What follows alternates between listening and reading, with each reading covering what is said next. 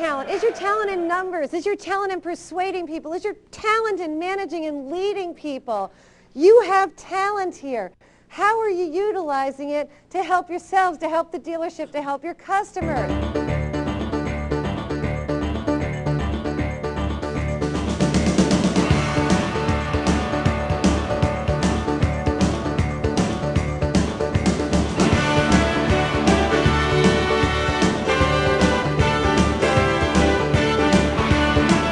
It's all in the vision. A vision of yourself, of your future. How are you going to end your year? What are you gearing up for next year? The key is you need a plan. He or she who prepares most wins.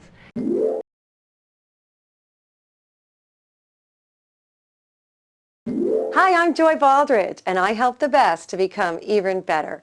Better at increasing revenue and productivity while decreasing stress and frustration. Take a look. Her first speaking engagement, the White House, at age 19, and she got there by cold calling the President of the United States. Now, we have the absolute privilege of having what I think is one of the best speakers I've ever heard. Here to help us jumpstart our next 100 years of success, please join me in welcoming Joy Baldridge.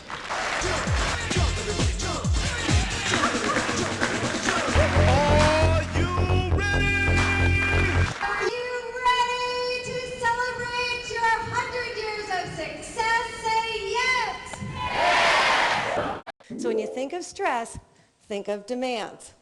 And when you get too many demands put upon you, you start to get all stressed out. And then you can get burnt out. And then you get sick. Has that ever happened to you? You get burnt out, you get stressed out, then you get sick, and then you run out of sick days. I saw a bumper sticker and it said, "Ran out of sick days tomorrow, I'm calling in dead." It's just too much.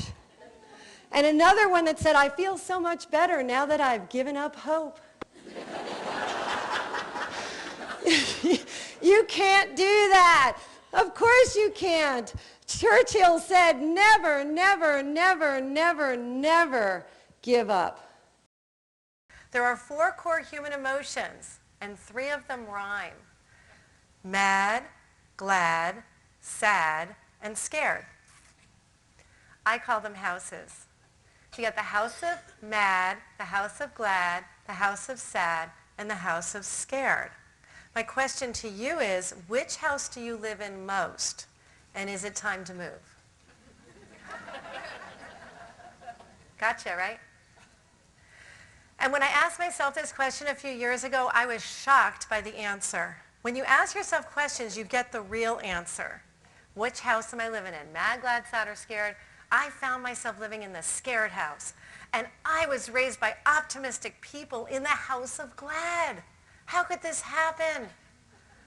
Well, I was spending too much money on shoes and things, you know.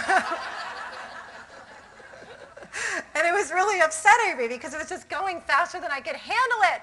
Have you ever had an out of money experience?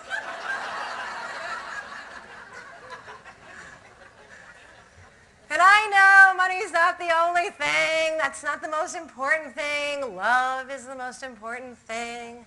Fortunately, I love money. They say money talks, but all mine ever says is goodbye.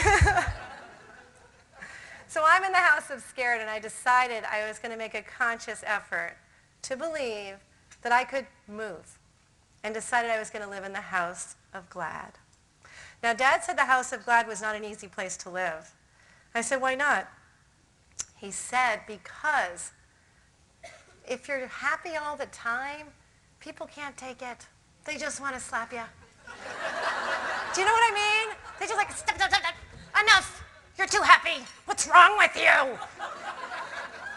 Must be insane. No one's that happy. Oh, yeah, you've got such a great life. It's not easy being a happy person.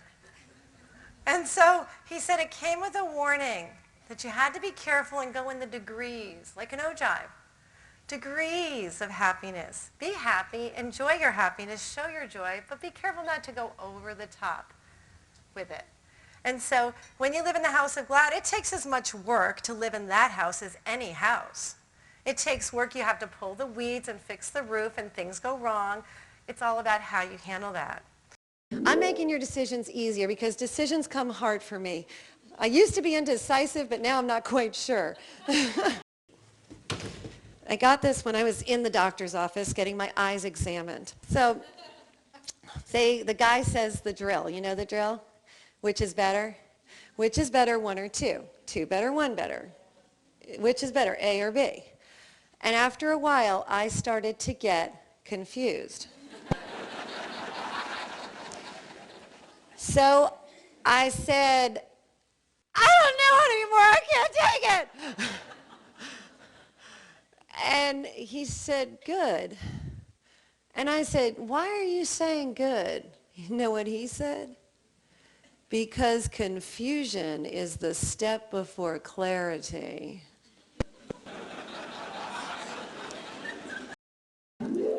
I said, Wilson, if you had only listened to me yesterday, and he clenched his fist with rage, and he said, Mom, it will never be yesterday, so why do you keep talking about it?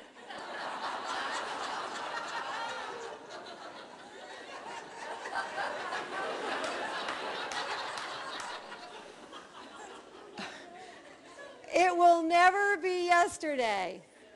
So I thought, that's profound. I better write that one down.